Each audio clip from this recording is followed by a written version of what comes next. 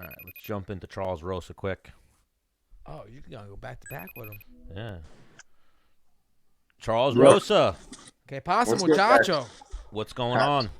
Chilling, man. Just hanging out. Just finished some training. Yeah, if you go long ways, you'll get both of us. There you Yeah. go. Beautiful. It's like I can't see either of you. I'm good. So, listen, man, I don't want you to, like, just because my last name is Bermudez, I don't want you to think that, like, You're s- I'm on, like, we say we're cousins, but we're really not. Are you selling Manny out that I- quick? yeah, that's what I was gonna ask. That was the first question I had for you, Dennis. I was like, "Yo, are you Manny's cousin?" Because No. I don't know, but nah, it's all good. Do you have a ring? Do you have a ring doorbell? Huh? Do you have a ring doorbell? Ring doorbell? Yeah. Oh, you do? What do you mean ring a doorbell? What are you Do talking you have about? the ring doorbell that with a camera in it? I don't know. What do You you would know if you did. You know, like the doorbell that you ring, and then it gives you the who's at your door in video. Like on your phone? I don't know how to do it. What do I do? Never mind. You don't have it. Yeah, it's like a little thing you install instead of your doorbell. I got on it's my this doorbell. thing. I got a little camera. You press the doorbell, and if you press the doorbell, a video would come up on my phone. So let's say you were at my house right now, and you rung my doorbell. A video Yeah. of you would come up on my phone. I could be like, "Yo, motherfucker! Like, get away No from my way, house." really? I didn't know that. That's pretty You cool. didn't know right? about this technology? Nah, man. I got my boys come by all the time too. I didn't even know that.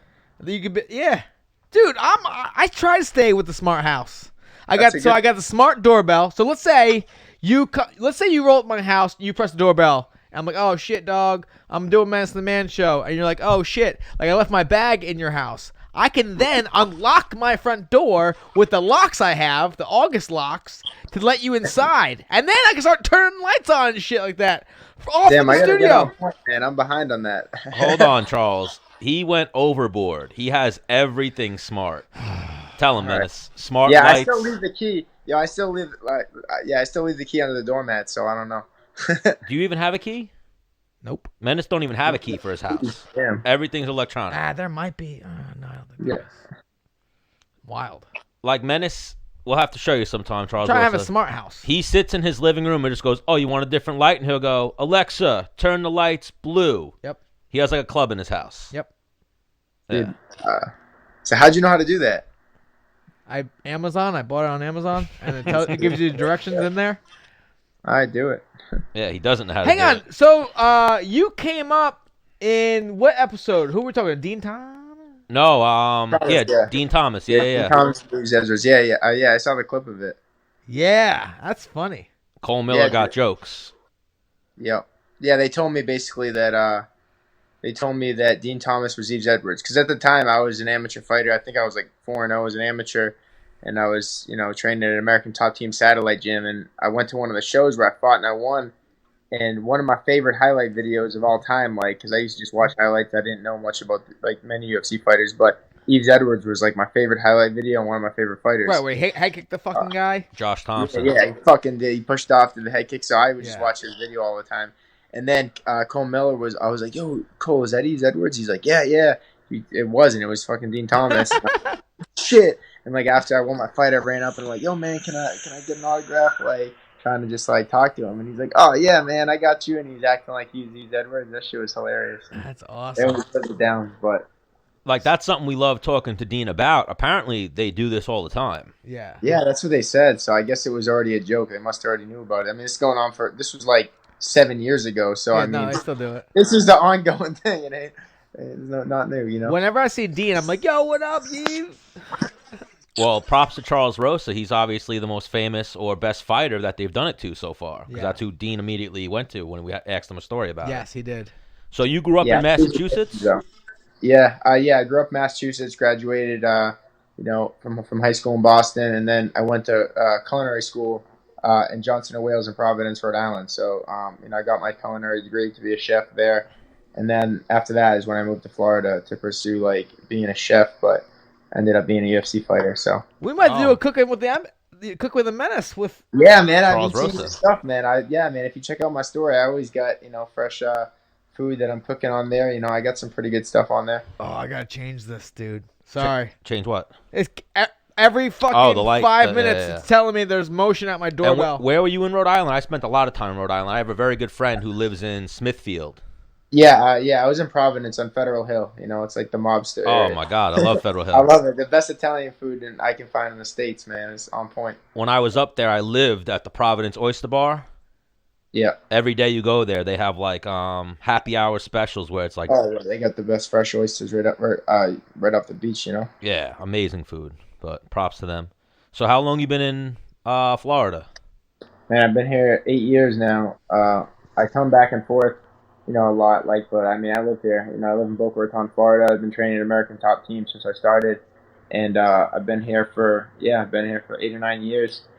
And my family still lives up in Boston. So anytime there's holidays or whatever, my little brothers live up there. I got two younger brothers that are twins. You know, they're like 22 years old, so they're still up there. So I go up there a lot, holidays, Christmas, whatever. Yeah. Whenever I get a chance, you know. Oh yeah, we fuck with some American Top Team. Menace has gone down there and trained. I lived there for a few years, so I trained at a couple of different Top Team gyms, and then we did an episode down there in May with Mike Brown and Phil DeRue. Oh yeah, man, those are my guys. You know, Mike's one of my head coaches. He helps me a lot with my wrestling and grappling. I mean, he's an awesome coach, man, awesome person. He's been helping me for a long time now. And then I just actually recently started working with Phil DeRue the last year, so he's been helping me a ton. He got my strength and conditioning to the next level. So grateful to have him on the team too. Because what is your background though? Like, what's your jam before you got into MMA? Were you a wrestler? No, I was a hockey player. Oh wow. So, yeah, I was a hockey player. So just an aggressive motherfucker. Yeah. Because the thing is, like, fighting and playing hockey. yeah, because I got my Rosa's been on my radar for a long time, just because I would see this dude and he's a fucking scrapper. I'm like, damn, I might have to fight this guy one day. Yeah, let me keep an eye on him. You know what I mean? And fucking, and then his fighting style, I became a fan because like this dude got no quit. He's always gonna come forward. You throw hands before anything else. Yeah, And yeah. I mean, that's kind of how it always was. I mean, when I first went into the MMA gym, like I thought it was a boxing gym. I didn't even know what it was. I just walked in. I'm You guys punching here? I'm like, you guys got boxing here? They're like, yeah. So I went in and I didn't know what it was, but I mean, from the first day I walked in the gym, actually, Cole Miller was teaching the class. I went in, didn't have mouth guard, didn't have cup, didn't have any of my own pair of gloves or hand wraps. I just went in. I'm like, I want to do the class. So it was a kickboxing class. I thought it was a boxing class. I didn't know. Did the whole class. The last 15 minutes, they do 3 5-minute rounds of sparring. And, I'm the odd guy out, so I didn't have a partner. It was my first day. They probably looked at me like I'm crazy, but I'm like, hey, it's not. I asked, Cole, I'm like, hey, can I spar? Like, do I have a. He's like, no, it's your first day. I'm like, no, man, I'm ready. I want to do it. And he's like, well, you don't have a partner, so you're going to have to wait. And I was like, well, what about you? And he's like, all right, let's go. So I fucking, my first day ever in a real MMA gym or whatever type of gym, I boxed it out with Cole Miller, man. Did you know who he was at the time? No idea. Right, that's amazing. I just thought he was some skinny, fucking tall kid. Right. I'm like, kids, I'll fuck this kid up. And I didn't know. And then, I went to war with him, and that first day, man, that's when the next day, Charles McCarthy, he owned the gym, was a UFC fighter off The Ultimate Fighter at the time. He sat me down the next day, and he's like, yo, Charles, dude, you got a real talent, man. What did you train at before? And I'm like, no, it's my first class ever. He's like, what? He's like, what did you do before? He's like, the kid you were boxing with was Cole Miller. He's top 10 fighter in the UFC at the time. And I'm like, holy shit, in my weight class. So ever since then, a light bulb went off, and that's, how I fell in love with the sport. But, as far as the hockey, what we were talking about before, like I used to do, I guess like I did kind of have some prior training because we would do something called locker boxing. We just put the gloves and the helmets on and just go at it in the locker rooms. Like, hang on. That wasn't coach issued. That was just like your guys' own thing.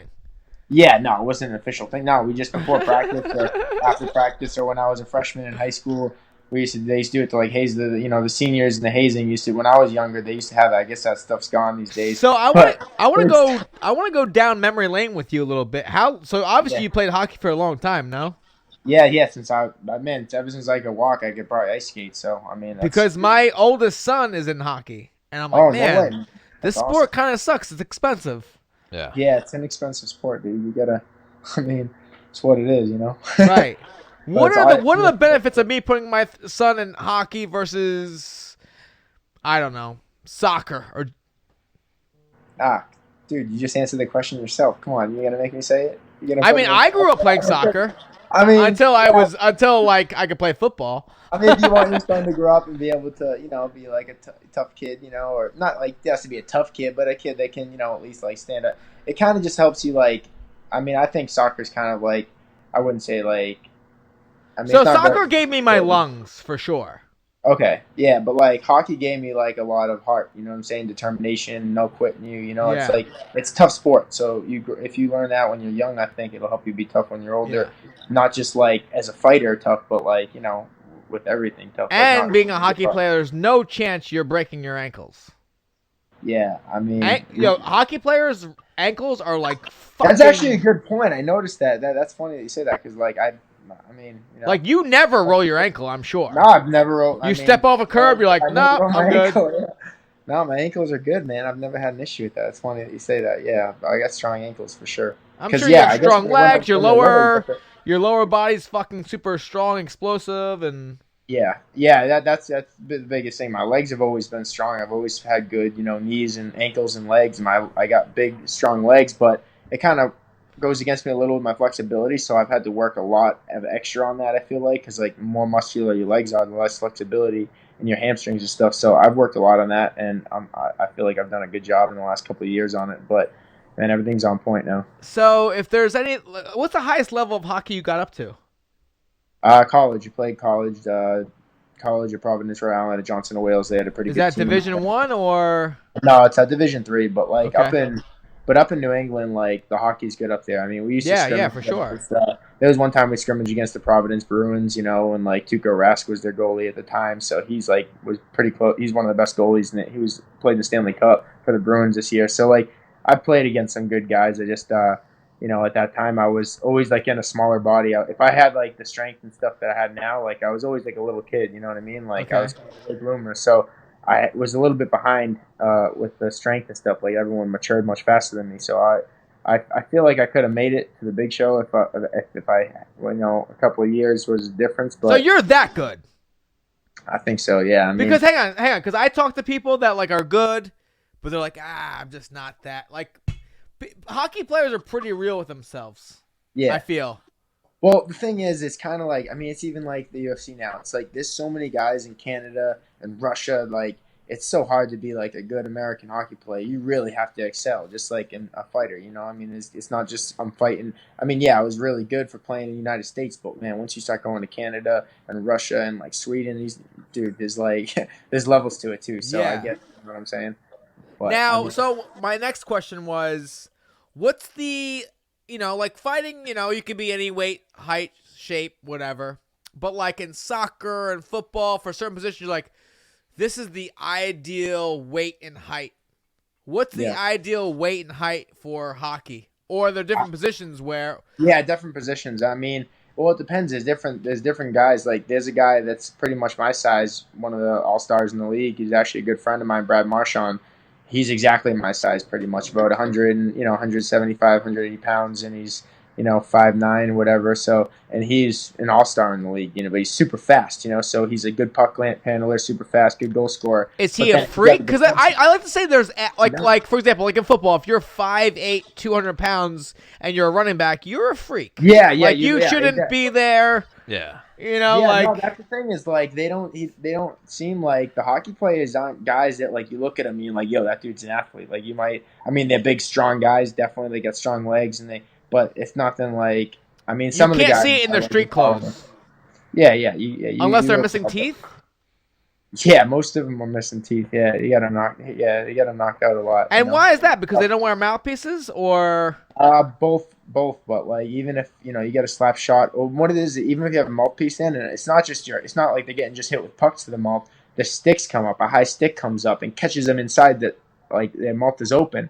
And boom, and it hits him right in the teeth, and man, like it's like a stick, so it gets caught in your teeth. Because you're a bitch if you wear a cage, right? Yeah, good guys wear a cage, right? Well, in college you have to wear a cage. Okay, so but like for example, like in the NHL, I don't know anybody that wears a cage yet. For example, in freestyle, you could wear headgear, but like. No one. Like you're a pussy if you wore headgear. That's so funny because that's why my ears aren't messed up because I fucking am like the only one in the gym that wears headgear. But I'm like, dude, I started getting that fucking. Yeah, but you're clearly not a bitch. You're in the UFC. I seen Masvidal. I seen Masvidal wearing headgear. Yeah, dude, he's not a bitch. Yeah, but Yeah. again, yeah, but he's the hang on. opposite of a bitch. Yeah, but He's like the those are baddest motherfucker. yeah, but you guys didn't come up in wrestling. We're like, nah. Yeah, you that's just- it. That's You know what I mean? That's true. No, that's true. I'm sure if I was on a wrestling team and I was Yeah, we're like the best guy isn't wearing headgear, and like if you put headgear on, the best guy's like, yo, what are you, pussy? You're like, Yeah. no, I'm not. Yeah. So I now, was like, something I do got to ask. I've seen you on social media. It seems like you're friends with both of them. You're friends with Colby, right? You're friends with Masvidal. yeah. Is it weird in the gym right now? Nah, man, it's cool. They're both doing their own thing. I mean, the only weird thing is for me is like they used to be best friends. Honestly, like we used to go to the casino and play cards together. You know, like I would see him there a lot. And it Who doesn't won? change. Who won in cards? Well, it was like poker, so we were playing groups. Got but you. I don't know. It'd be back and forth. You know what I'm saying? But have good days, bad days. But they it doesn't change my relationship with them because what's going on. You know, I mean, there's things that some of them say that like I don't agree with, but in the same breath, like I know the type of person. But you're not going to like, yo, Kobe, so and so Like, said yeah. this. Yeah, nah, dude. Like, I ain't, nah, nah. you don't give a fuck. Like, I mean, I do they say always things to wonder- you, and you're like, all right, cool. Like, I don't give a fuck. Like, I still like him. I mean, neither one of them say anything to me about each other or nothing like that. But it is pretty cool when you're on the mats and you're just like sitting there and you're like, man, I wonder if Kobe and fucking Georgie walked in right now, what would go down? You know, I mean, Or there's always Poirier, that. yeah. Even though I would apparently. never wanted to, it just, you know what I mean? Like, Oh, there's they don't always even that. train at the same times, huh? No, remember I Mike? mean, I've never seen him since this has started happening. On Mike the mats. Brown touched on it when he was on the show with us. He said they stopped Yeah. training together like a year ago, and that was like a couple months ago. So, and then when I've heard them in interviews, they say they stopped training together a year and a half ago. Yeah, but like, are they in the same practice? No, they have their own. Colby has his own little team. The only I asked Mike that the only mutual coach was Mike Brown for a minute. Yep. So when they fight, he would be the one who has to choose. No, or sit hang out. on, that's Yeah. usually the move. You just sit it out. Yeah. Yeah. So I don't. Yeah, I mean that's what it is. And then I mean, Does it? Well, Who do you hang out with more between the two, or not? You don't hang out with them.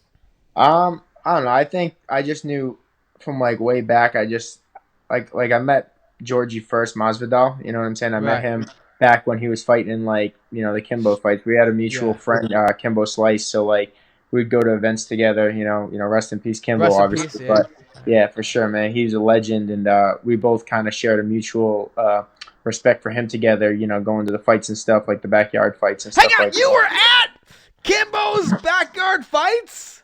Yeah, man, that's how I got introduced. I mean, I actually went to fight in one time, and my coach pulled me from it. He wouldn't let me do it.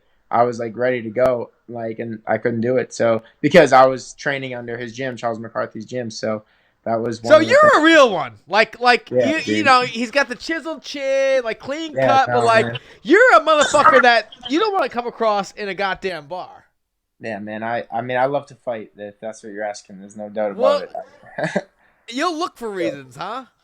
I used to, not anymore. Well, I mean, obviously not anymore. Yes, But like, back in the day. Well, that's why I walked into the gym when I had that thing with Cole Miller the first time I walked in the gym. Like, I was going to that gym, like, hoping someone would fight me, I didn't know better. right. I was like, I'm going to fuck someone up today, but... Because, I mean, like, it at changed first now. glance, you're like, man, he looks like a clean cut, like, smart kid. But I feel like you're one of those dudes that wakes up like, I wish a motherfucker would today. Yeah. Like, I mean, literally praying for someone to fuck with me.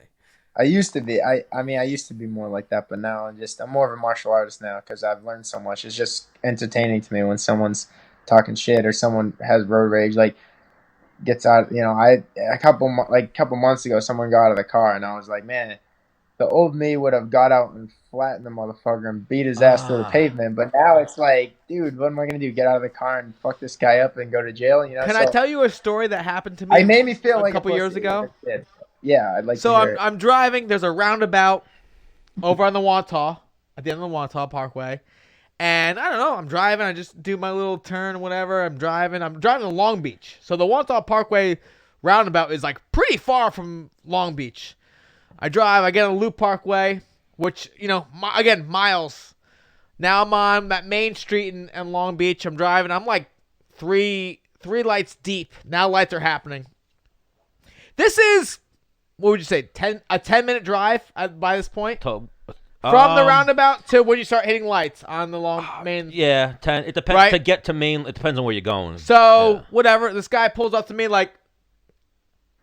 Oh yeah.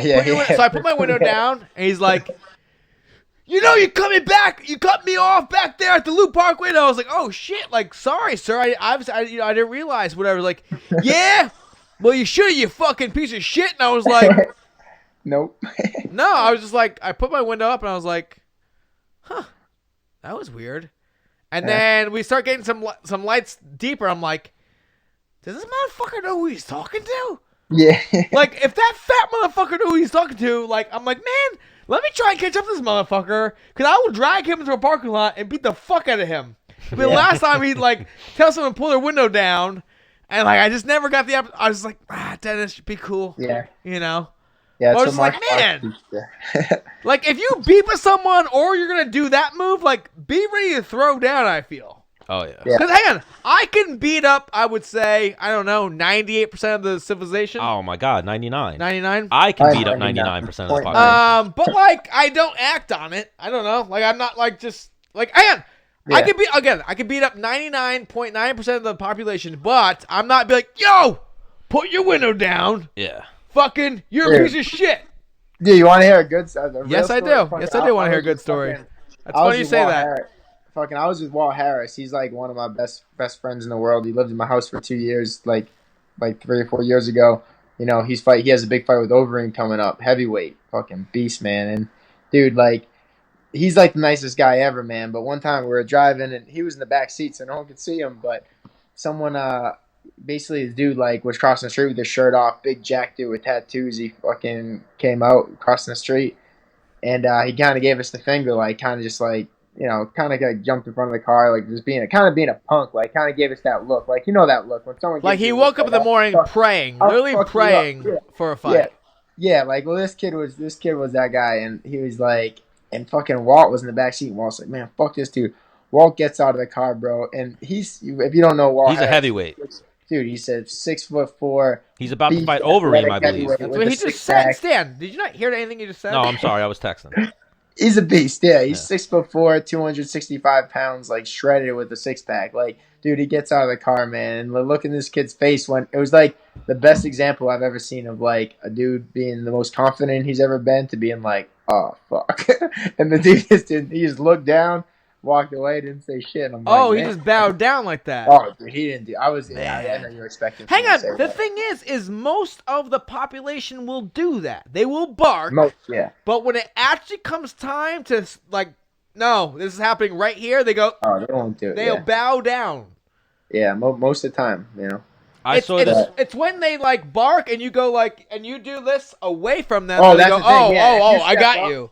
Yeah, dude, that's what it is, and that's what it is. If you're that guy that's like hesitant, sometimes like if someone was ever messing with me, that's kind of what I do now is like I'll be really respectful. Well, no, but now I'm like really respectful, and I'm see how far this guy pushes it. I'm like, if he pushes it to this point where he's starting to bully me, I'm gonna fuck him up because he deserves it. But most of the time, if you step up a little bit, they just back off now. So well, Charles, people do this to me almost every other weekend. Stan looks like a pussy. Dude, you gotta learn the G check. You know what the G check is? No, what's that? Dude, that's when you gotta pull their G card, come up to him, and be like, "Yo, yes, you gotta get loud, stand up, puff your chest out a little bit, you'll be good." Oh my God, I pull it all the time, and then the thing is, they come. He's already standing up, like talking. They'll come, like I've seen it where people just, oh, look at this fucking guy. He's wearing glasses. He's got his hair like slicked back. Dude, he got a rotation. He's kind of fat. I wouldn't fuck with him. I've been boxing since I was 7. I've been doing jiu-jitsu. I could be a brown belt, black belt. I'm not bad at what I do. Bro, I used to train under Howard Davis. Like, I've trained with a lot of really good people. Yeah. I just go out. For a little bit, yeah. Now I seen Diet killing it there. But like I go out and people just size me up and think I'm going to kick this guy's ass. Then when it ever gets to that point where we put our hands up, you know where I smoke people? Is with the feint. Right. I put my hands up, they put their hands up. I give them one good feint, they bite so hard, and then I just shoot something straight. Every fight. Nice, dude. Every fight. Hang on, I'm yet to see one live. Dude, we gotta get a video, man. If I'm with him, I'm pretty good at diffusing a little bit. Yeah. Or I just walk away like this guy is fucking. Yeah. Kind of. You've seen a few where they were about to get off and the bouncers came over, like that time with Raleigh. No. The bouncers will come over and be like, "It's done. It's done. Right. Just everyone walk away." Where are you guys at? Long Island? Yep. Yeah. The Guido capital of the world, so you know how that is. Yeah. It is, isn't it? Everybody knows how to fight in Long Island, or so they say. Yeah. Wow. And everybody knows Weidman. Everyone knows Matt Serra. So I know Matt Serra. Yeah. Yeah, Chris Weidman's the main event of the fight, October 18th in Boston, so that'll be good. How does that fight go? Dude, Weidman's going to smash his ass, dude. I love Chris Weidman, dude. He's a legend, man. I like it. I mean, I think so. I just think that, I just think Chris Weidman, man, he's a champion. There's a reason he was the champion, and there's a reason. Well, he's in a different weight class now. Yeah, but that's what it is. You know what I mean? He beat Anderson Silva, dude. You know what I mean? I don't know what else. He's a legend. Man, I like this guy. Well, you know what? We fuck with Charles Rosa here at Menace and the Man. We do. We'd love to get you back on again in the future. Now after talking to him, man, I'm sorry, Manny. It's a coin flip. I don't care who wins this fight. I hope you both have a great fight. Hang on. When I saw this fight was announced, I'm like, damn, this is definitely a good fight. Great fight. Yeah, great fight. Both you guys get in there and get after it. I mean, neither of you guys are stronger in the wrestling department, right? I would say you guys. This is gonna be a stand-up fight, right? I mean, this is. I mean, thought, in my head, Charles got robbed against Yair Rodriguez because they were trying to pamper. He fought Yair in Mexico.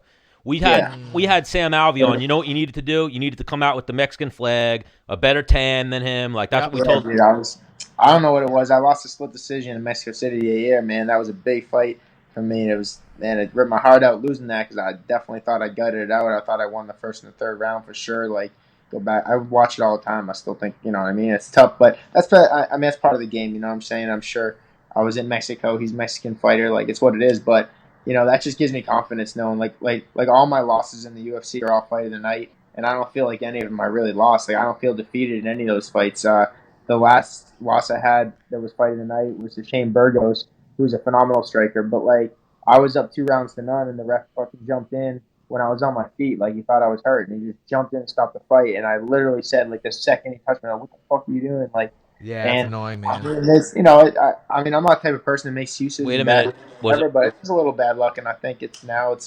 gonna turn. You know, was it Mark Goddard? Yeah. Yeah, dude, I think so, dude. Oh my God, guy, dude. Who said that? I think it was Mark Goddard. Yeah, Sam Alvey. I've noticed this watching fights. I watch Mark every Goddard? fight. Is he the guy from New York? The guy with the beard? He has like a little beard. No, Mark Goddard is the English dude, or the Ireland. Where's he from? England, I think. Mark Goddard. He's pretty big. He speaks with the English accent. Nah, it's a different dude. His name's Eric or Tom. I don't know. But nothing to do with tattoos, right? Nah, he didn't have tattoos. No. I forget the dude's name with the big beard. He fucking said sorry to me. Like, the first thing he said is he goes, "Oh, sorry, I thought you were hurt." I was like, "What? It's a fucking UFC fight." You know what I mean? It's not like I'm fucking playing. Everything hurts in here. Yeah, leave me alone. Yeah. So listen, you clean cut dude, you know, nice dude. Manny, same thing. I was like, Manny, we just spoke to him 15 minutes ago. Oh, no shit. Yeah. And we're like, yo, we're having on Rosa. Is there anything you want to say to him? We're like trying to stir the pot. He's like, tell him I said what's up. I'm like, all right, sick. And he said, ask him what his game plan is. So, I mean, if you want to throw that there, or he's going to watch this for sure. If you want to put a message out to him. I mean, he seems like a respectful kid. No, I think he's coming there. I'm trying. Respectable, but there's no doubt when the cage door locks, man, we'll come in a fight. We'll come in a ring. No, that's for sure. And I think everybody knows that. And that's always how it is. I mean, I respect that he's from Boston. I think it's awesome. Everyone's going to be there. Is this for Boston Rights, maybe? Man, this is for Boston Rights. That's what I was telling him. I mean, right now, there's no doubt. I'm the baddest motherfucker from Boston. There's no fucking doubt. I took out, Kyle Bochniak, who's one of the toughest kids from Boston there is. Fucking tough as nails. Love the kid, but, it's what it is. We fought. I took out Sean Soriano fucking from Providence. He was the best fighter pretty much from Providence in the UFC from Rhode Island. And, obviously I was 5-0 up in CES, which is all the Boston-based fighters. So, I mean, I've taken them all out. Sure. And, man, I'm on my way up to the top. So, once I win this one, I'll take over Boston, and then next is the world title. You're doing it. All right, so Charles Rosa, you a pro wrestling fan? A little bit. I used to be back in the day with like, Well, we're gonna have to. Yeah, we're about to get into Jack Swagger right after you. So. All right, nice man, nice. But we appreciate your time. Thank you for joining us. Good fight next weekend. All right, sweet man. I appreciate you. I definitely tune in. That is like the fan favorite in my head. This fight's gonna be. That whole card's actually pretty good. They got some good fights on that one. These two. Oh, for sure. All right, man. All right, so thank you for joining us, Charles. Oh yeah. Shake it back. Thanks, guys. Later. Peace, bro. Bye. Man, I love that guy. Take it easy, Charles. Hang up on him. Well, I was waiting for him to hang up. No, you hang up. No, you hang up. No, I'm not gonna hang up till you hang up. No, you hang up. Man, he's a real one though. Nah, he is. No, we got to get him back on and be like, "What the fuck did you see on the streets of Miami that he was getting into the fight?" Oh my gosh, where he got even involved in it. Like, you want to fight?